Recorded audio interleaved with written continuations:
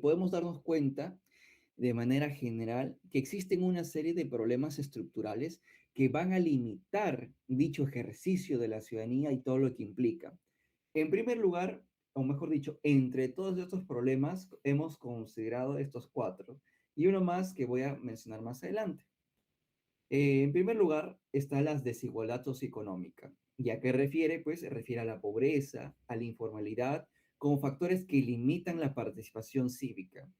¿Y qué sucede acá? Y es que cuando existen amplios sectores de la población que se dedican prácticamente a tiempo completo, día por día, por casi todos los días de su vida, em, la subsistencia diaria le va a ser imposible ejercer una participación plena. ¿Y esto a qué da lugar?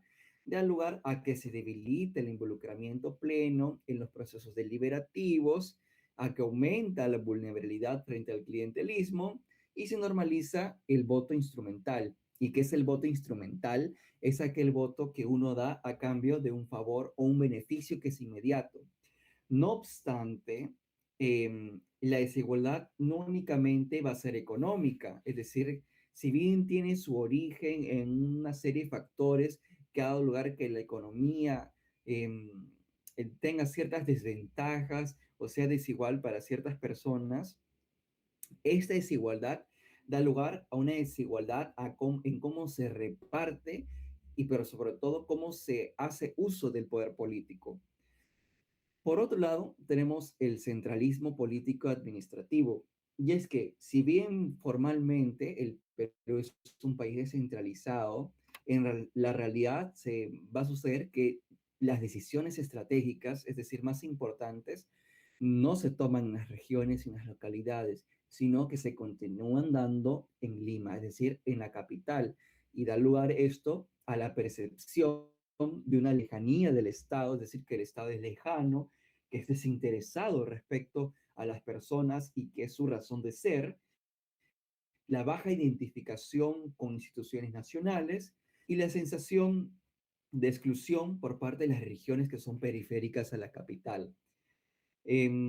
Así pues, la ciudadanía va a percibir eh, que no va a tener una incidencia real al momento de tomar decisiones públicas, es decir, políticas, y por lo tanto, esta situación va a generar que su participación se vuelva pasiva. ¿Y qué quiere decir pasiva? Que es un término que vimos en la clase anterior, que su actuar se va a restringir únicamente en aquello que le es obligatorio, es decir, el voto. Por otro lado, tenemos las brechas territoriales y culturales. Y esto refiere básicamente a las desventajas, a las desigualdades que hay entre las personas que viven en la costa, en la sierra y en la selva, aquellos que viven en zonas urbanas en comparación con las que viven en zonas rurales, con aquellos que son indígenas, con los no indígenas, o aquellos que forman parte de otros grupos que son minoritarios en el país. Entonces, esta realidad lo que genera son asimetrías en el ejercicio del poder y también en el acceso en una educación que sea de calidad, en la formación e información política que reciben y en la infraestructura institucional que hay en sus determinadas localidades para tener acceso a los derechos que se supone que deberían tener. Así pues, si formalmente todos son ciudadanos, materialmente, ya sea por su propia condición o porque el Estado desgraciadamente así lo ha decidido, no todos cuentan con las mismas condiciones para ejercer su ciudadanía. Y por otro lado está el déficit en la educación cívica. Y se parte pues de la idea de que la educación en cultura democrática en el Perú es limitada. Y ya no solo una cuestión pues de calidad que tiene que ver también con la formación docente y la predisposición del Estado para que ésta sea de calidad, sino también en términos de infraestructura. ¿Y esto a qué da lugar o cuáles son sus consecuencias? A una baja comprensión de los derechos y los deberes, a la escasa participación más allá del voto como consecuencia de no tener una base sólida para participar en una democracia y una débil cultura democrática. Así pues, al ser estos los lugares en donde se forman el capital cívico, la ciudadanía se reduce a un mero acto obligatorio, algo periódico, programático, como lo es el voto, y consecuentemente, con el paso del tiempo, se va debilitando la democracia. No obstante, es necesario complementar este diagnóstico con datos estadísticos. Por ejemplo, me había olvidado. Un punto más a tener en cuenta aquí, y es un punto que yo personalmente considero que se debería estudiar hoy en día, y es la violencia como un factor que debilita a la ciudadanía.